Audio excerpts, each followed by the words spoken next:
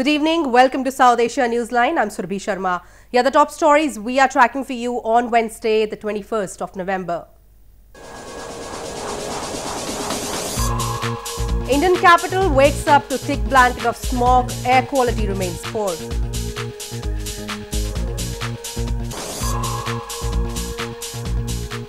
Pakistani Christian woman acquitted of blasphemy lacks asylum offers.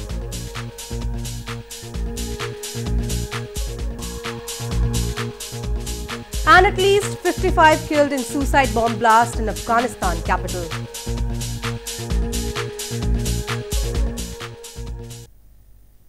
And now for all the details. The air quality in Indian capital New Delhi has been consistently oscillating between poor and very poor category for the past few days. Residents in the city woke up to a thick blanket of smog and dust on Wednesday. Residents in New Delhi struggled to breathe on Wednesday morning as the Indian capital continued to remain under a thick blanket of smog. The smog drastically reduced visibility on roads, forcing commuters to switch on the headlights of their vehicles.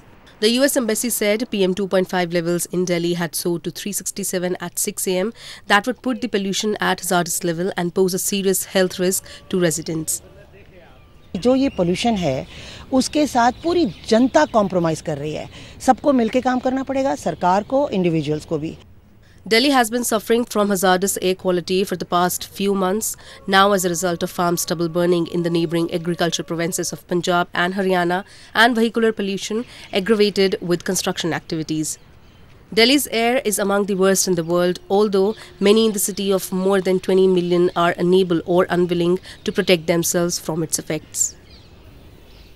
In news from Pakistan, Pakistan's Prime Minister Imran Khan has hit back at US President Donald Trump's claim that Islamabad does not do anything for the United States. In a series of tweets, Khan said that instead of making Pakistan a scapegoat for their failures, the US should do a serious assessment of why, despite so many efforts, the Taliban today is stronger than before in Afghanistan. Pakistan's Prime Minister Imran Khan has said instead of making Pakistan a scapegoat for their failures, the US should do a serious assessment of why, despite so many efforts, the Taliban today is stronger than before in Afghanistan. His remarks came after the US President Donald Trump berated Islamabad for not doing anything for the US in an interview to an American news channel on Sunday. Trump, while defending his administration's decision to stop hundreds of millions of dollars in military aid to Pakistan, had said the country does not do a damn thing for the United States. He also accused Islamabad of sheltering former Al-Qaeda chief Osama bin Laden. Few hours after Khan commented on Twitter, Trump again reacted by calling them fools and said US should have captured Laden long before it did and that it had paid Pakistan billions of dollars, but Pakistan never told them he was living there. Relations between uneasy allies United States and Pakistan have frayed since Trump in January this year accused Islamabad of sheltering militants who stage attacks in Afghanistan. Following his statement, Washington also announced suspension of all military aid to Pakistan for its failures in tackling militancy in the region. More on news from Pakistan. A lawyer of Asia Bibi, the Pakistani Christian woman acquitted of blasphemy charges, has appealed Germany to give her whole family citizenship to start a new life in Europe. Bibi was convicted of blasphemy in 2010 over allegations she made derogatory remarks about Islam. Pakistan Supreme Court acquitted her last month.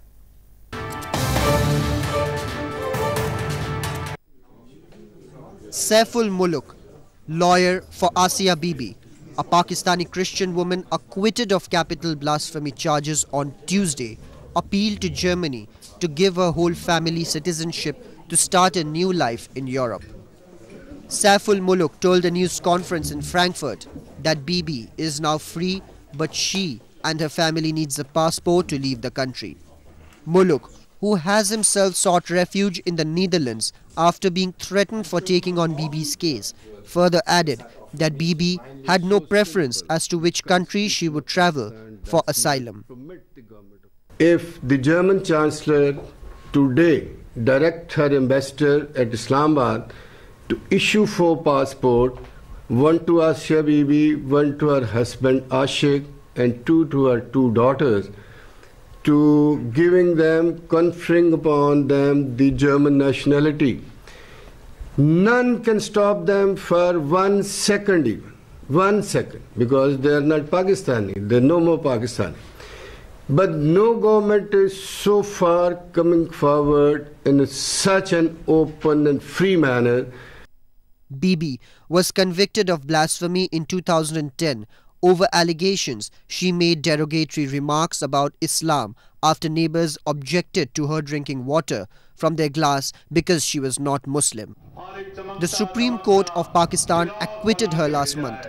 After the judgment, hundreds of protesters in the country took to the streets calling for Bibi to be hanged. They also staged protests seeking Bibi's name to be put on exit control list, barring her from leaving the country, and opened a review of the verdict in the courts.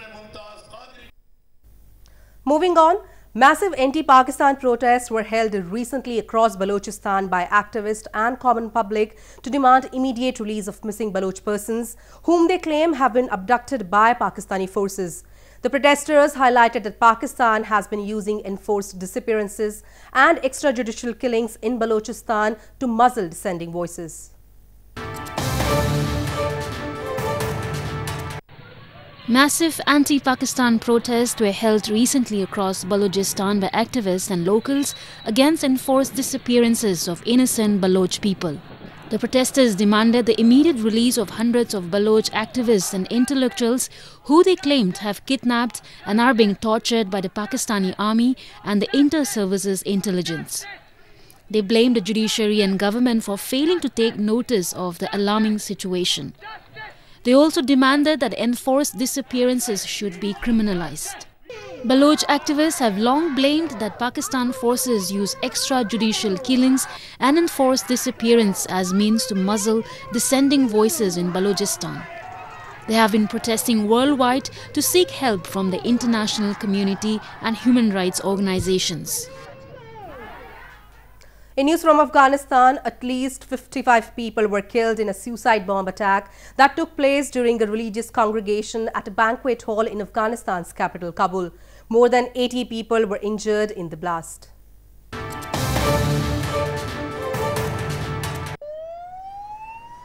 Death toll rose to at least 55 on Wednesday in the suicide bomb blast that took place in a banquet hall on Tuesday in Afghanistan's capital city, Kabul. The victims in the bomb blast included religious delegates from various parts of the country who had gathered in the banquet hall to observe the festival of Eid-e-Milad-un-Nabi. A spokesperson of Afghanistan's Interior Ministry said that more than 80 people were injured in the blast.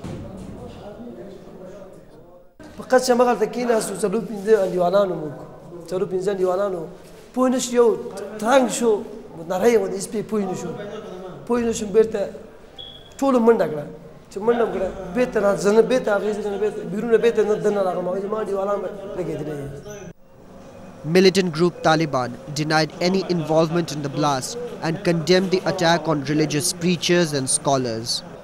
Meanwhile, President Ashraf Ghani called Tuesday's attack un-Islamic and unforgivable, besides declaring Wednesday as a day of mourning.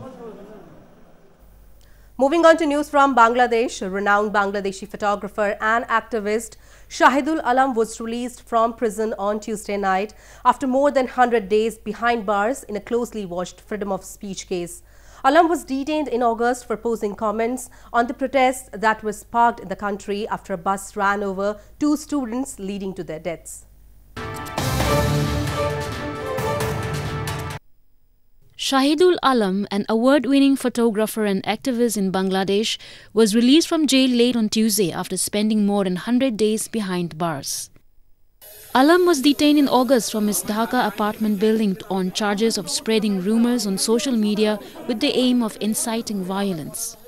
The arrest was followed by his post and comments on the protests in Bangladesh that were sparked by the death of 2 students 2 weeks ago in a road accident, reports suggest. The crowded capital of 18 million in Bangladesh, Dhaka, after the deaths was paralyzed by angry school and college students demanding changes in transport laws. During the protest, the Bangladesh police was also accused of firing tear gas shells and bullets on the protesting students, injuring many. Last month, Prime Minister Sheikh Hasina had said she was convinced Alam instigated trouble by spreading what she called false news about protests against her rule. His family and lawyer rejected the accusations. A skill training workshop for specially abled persons was organized on Tuesday in Shimla city of India's northern Himachal Pradesh province to provide them necessary job, relevant skills and bringing them to the mainstream.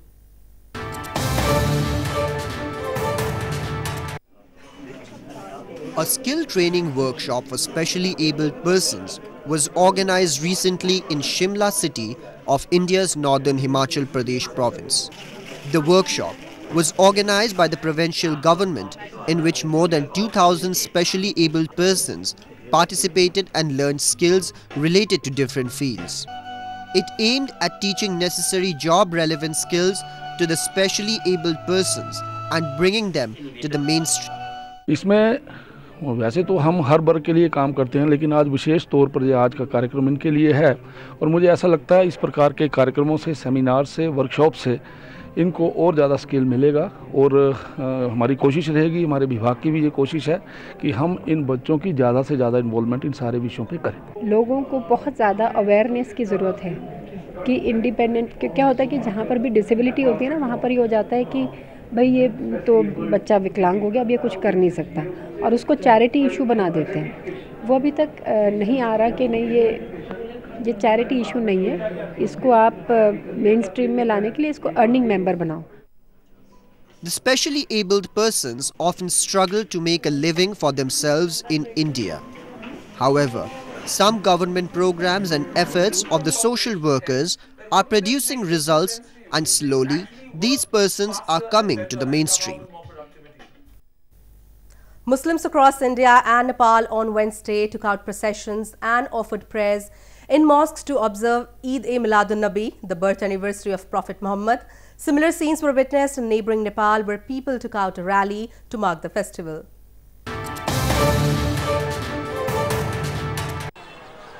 Muslims across India on Wednesday took out processions to mark Eid-e-Milad-un-Nabi, the birth anniversary of Prophet Muhammad. Hundreds of Muslims participated in the religious procession in Moradabad city of India's northern Uttar Pradesh province that passed through the busiest roads of the city, giving the message of peace and brotherhood as taught by Prophet Muhammad. People were seen raising slogans in the praise of the Prophet and enjoying delicacies on the stalls put up by the people to celebrate the festival. Similar scenes were witnessed in Guwahati city of India's northeastern Assam province, where people participated in a procession, playing religious songs on loudspeakers and chanting hymns and verses from the Muslim holy book Quran. सिर्फ मुस्लिम के लिए नहीं, सारा Hindu Christian जितने भाई हैं सबके लिए हम लोग ये रैली लिया है, विश्व शांति के लिए, भाईचारा के लिए। असम में शांति हो, इंडिया में शांति हो, दुनिया में शांति हो, उसी कायम के लिए जुलूस निकल रहा है। Meanwhile, Muslims in Birgan city of neighboring Nepal also took out a rally to mark the birth anniversary of Prophet Muhammad.